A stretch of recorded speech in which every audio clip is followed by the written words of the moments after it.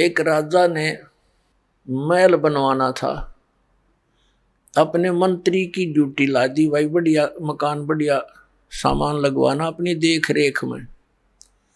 अब मंत्री जी ने बढ़िया कारीगर खोजा, उसने नींव रख दी, शुरू कर दिया मकान बनाना। फिर कहा कि मंत्री जी अब छत देने के लिए काठ वो लानी पड़ेंगी, कड़ी और सतीर। तो मंत्री जी बोला भाई चल ले आ अपना बढ़िया माल छांट के। वो ले आया कड़ी और सतीर ले आया, एक वुडन बीम। वुडन बीम होता था सतीर, काठ का बहुत मजबूत, और चंदन का सारा, क्योंकि राजा का महल बने। अब वो एकांत स्थान पर अलग रखवा दिया सारा सामान दूसरे मकान में, और जहां महल बनाना था वहां उसकी कंस्ट्रक्शन शुरू कर दी उस मिस्त्री ने, राज ने। उधर से मंत्री जी ने सोचा कि राजा का काम है, किसी और अच्छे कारीगर ने दिखा लेता हूं, और इस ऊपर के जो छत के ऊपर दारमदार होता है, और सतीर एक वेरी इंपॉर्टेंट बताया इसका कि सतीर के ऊपर ही सारा कुछ दारमदार होता है, सारा लोड सतीर पर ही आता है। ये उस मिस्त्री ने बता दिया था कि जी बढ़िया सतीर लेना पड़ेगा, क्यों सारा लोड इसी पर आता है। तो मंत्री जी ने सोचा भी राजा का मामला है, कहीं सतीर कमजोर और कोई खराब ना आ गया हो, किसी और कारीगर ने दिखा लेता हूं। वो और अन्य राज बुला लिया, उस राज को यानी मिस्त्री को, लक्कड़ मिस्त्री को दिखा कि भाई देखना ये सतीर ठीक है ना। अब ये बेईमान होता है का नालायक सा, उसने सोचा अपनी प्रभुता बना, नंबर 3 बन जाएंगे फिर तुझे मिलेगा काम राजा का।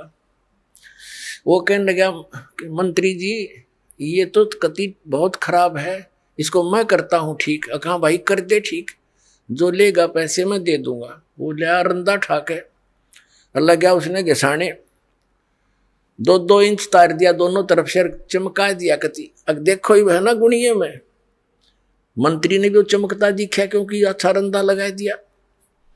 मंत्री जी ने सोचा भाई देख किसी बात बिगड़ जाती, अगर नो का नो रख देते छत पे तो राजा डांट मारा हो मेरे पे।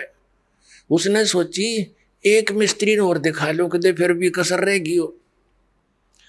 वो एक और बुला लिया, उसे कहा कि देखना राज मिस्त्री जी सतीर ओके है ना।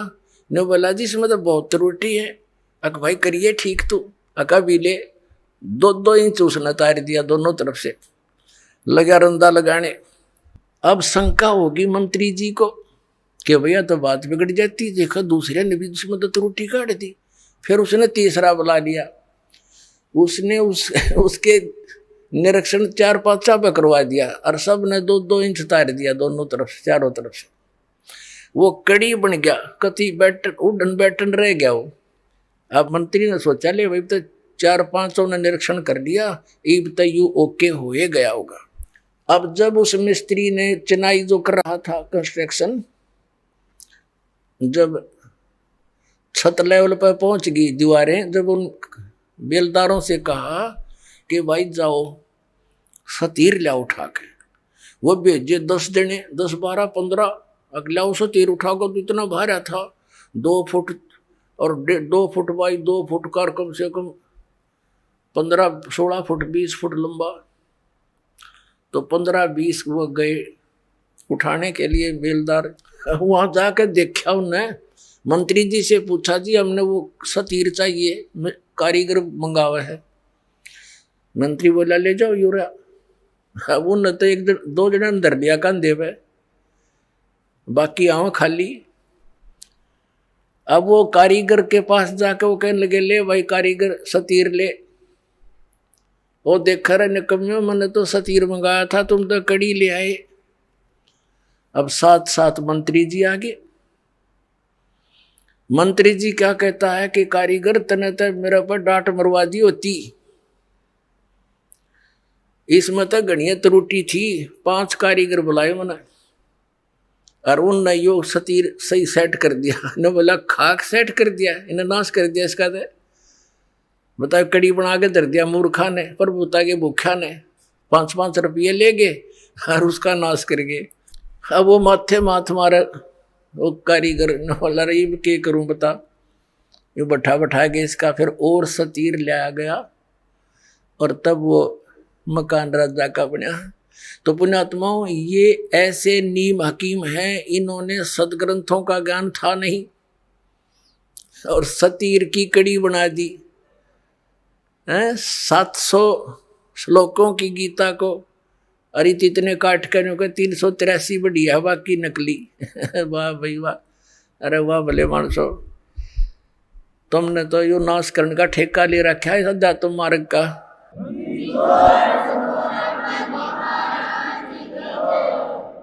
अब ये व्यक्ति, ये पारखी जो संत हैं, ये अभिलाष दास जी से, तो इसके भगत बताते हैं कि इन्होंने बड़ी पुस्तक लिखी हुई है, वेद क्या कहते हैं, एक बहुत बढ़िया पुस्तक है इनकी। वो दास ने पढ़ी इसकी पुस्तक वेद क्या कहते हैं, और ये क्या कहता है कि मैंने वेदों को पढ़ा, हर आज भी पढ़ता रहता हूं। और इससे पूछा कि वेदों में परमात्मा निराकार बताया है, बोला नहीं ऐसा कुछ है ही नहीं उसमें। फिर इससे किसी ने प्रश्न किया कि आप तो कहते हो कि परमात्मा कुछ लाभ हानि नहीं कर सकता,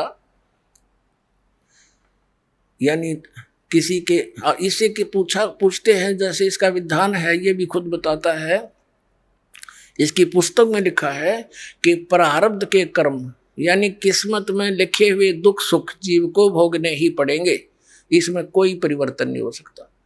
हरियों का मैंने वेद भी पढ़े हैं, इन्हें खाक वेद पढ़े। अब दिखाता हूं वेदों में क्या कहा है। वेदों में तो ये लिखा परमात्मा घोर पाप का विनाश कर देता है, ये देखिएगा यजुर्वेद, और ये महर्षि दानव सरस्वती द्वारा इसका अनुवाद है। प्रकाशक हैं सार्वदेशिक आर्य प्रतिनिधि सभा 2/5 महर्षि दानव भवन रामला मैदान नई दिल्ली की, दिल्ली से। और ये यहाँ से छपा है prince offset printers 1510 Pataudi house Triyaganj Nai Delhi से। 8वें अध्याय का और 13वां श्लोक दिखाते हैं आपको। 8वें अध्याय का 13वां अष्टदशो इसका 13वां श्लोक। इसमें क्या लिखा है कि देव कर्तस्य एनस्य एव जनमसि, मनुष्य कर्तस्य एनस्य एव जनमसि, पितृ कर्तस्य एनस्य एव जनमसि, आत्म कर्तस्य एनस्य एव जनमसि, एनस्य एनस्य एव जनमसि। अब ये 241 पर हमने इसकी संस्कृत पढ़ी है, अब 242 पर इसका अनुवाद है।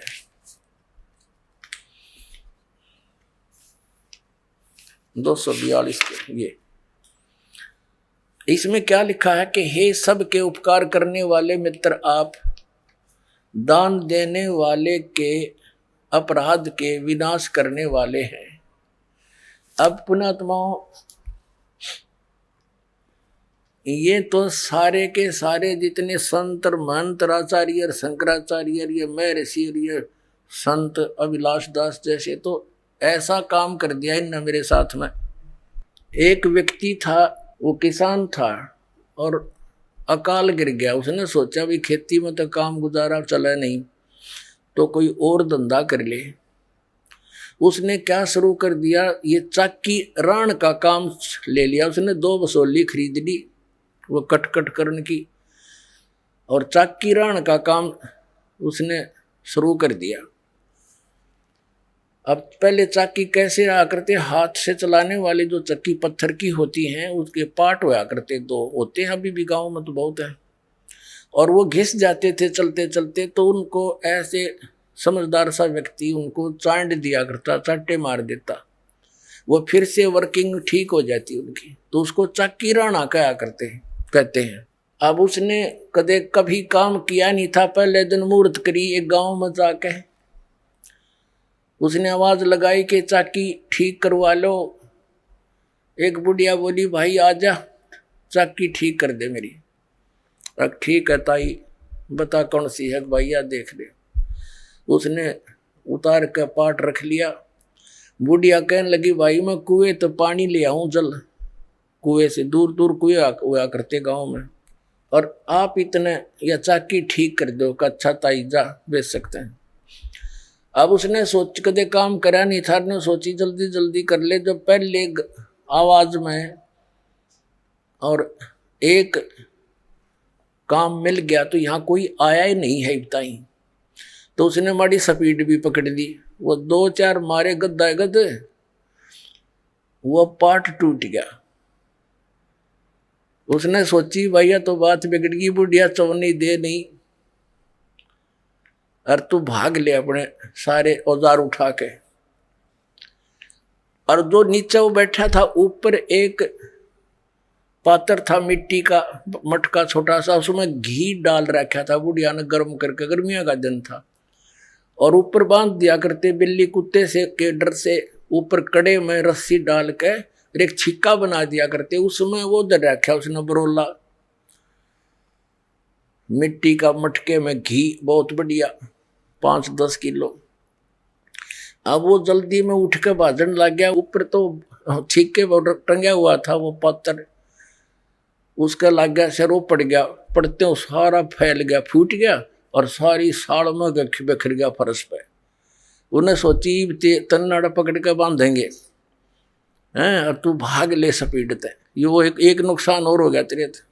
तो उसने सोचा तो जल्दी निकल।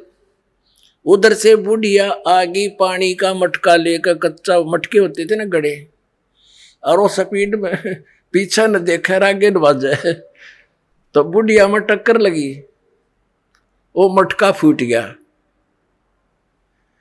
अब वो बुढ़िया कहने लगी रे, उसका नाम पूछा था, रे क्या नाम है तेरा? बोला रमलू। बोला रे रमलू तने रो लूं, तने यूं कह कर मेरा मटका फड़वा दिया। नो बोला ताई भीतर देखें जाइए रोए जाइए।